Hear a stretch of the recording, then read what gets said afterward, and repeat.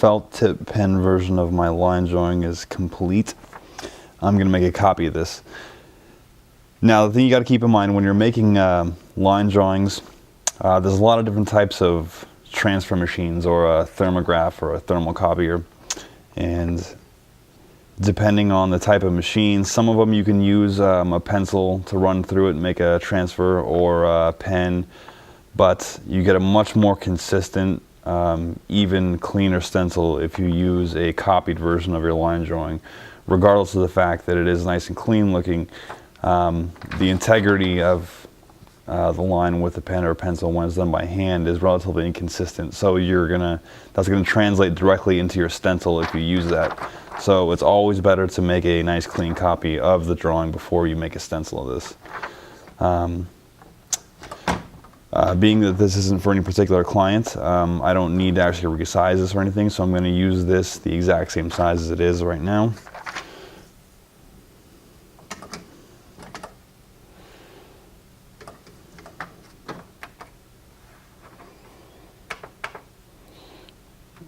Go ahead and darken the exposure up just a touch, just to ensure that my lines are nice and black.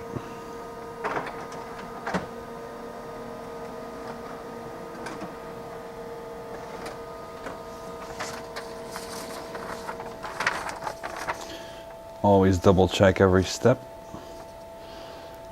All my lines are clean. And I'm now going to move over to the stencil machine and make a copy of this. Okay, so now that our copy is done and we are about to make a thermal copy of the drawing, we'll be using our transfer machine. Now there's quite a few different types of these transfer machines available. This particular model is a relatively inexpensive one. It's not really recommended for like a busy high volume shop. This is more for like a personal private use, or if you're say for example tattooing at a convention and it's smaller, it's more compact, it's easier to manage, easier to handle, but it takes a little longer to make a copy of it, so it's not real time efficient to use, and also the integrity of the copies it makes, sometimes you got to run through a couple times to get a nice clean copy. So it works fine for relatively small volume stuff, which is exactly what we're doing now. And like I said, this thing runs probably somewhere around a couple $100, which compared to the normal industrial version of one of these, which is around anywhere from $1,000 to $3 grand. It's quite a drop in price. Now this is a standard sheet of transfer paper, and which is basically, it's got a sheet of carbon molecules on it, and when it runs through, the little carbon molecules explode where the line is, creating your line drawing. And they all come with a protective barrier sheet between the carbon sheet and your actual transfer sheet, which is printed on this. So you remove your barrier paper, and this gets tucked underneath the lid.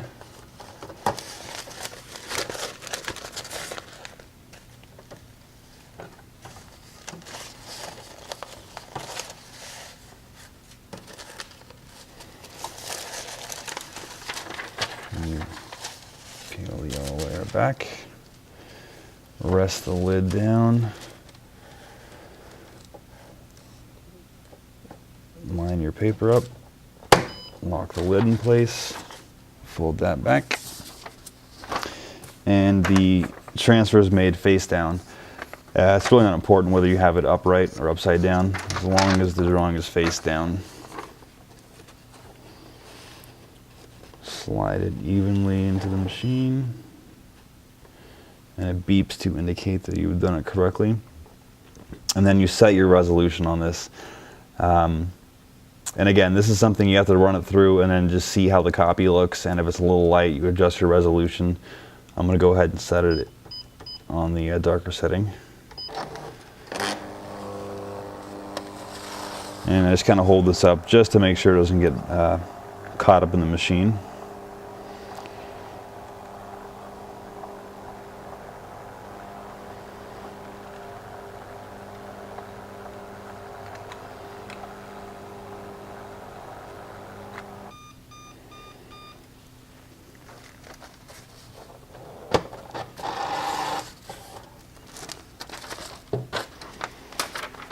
Okay, and there is our complete line drawing on the transfer paper. And as you can see, like I was explaining before, there's very subtle, this is actually completely acceptable, good line drawing, and it's very usable. But as you can see, there's very subtle little light spots here and there where it's slightly broken up. The line integrity is still very good and strong, so it's definitely usable. But you can see how easily this becomes not readable when you have, say, a pencil. If you were to run a pencil through here, it's even more broken up so than that. So again, it's always good to trace it with a felt tip pen and run it through the copy machine.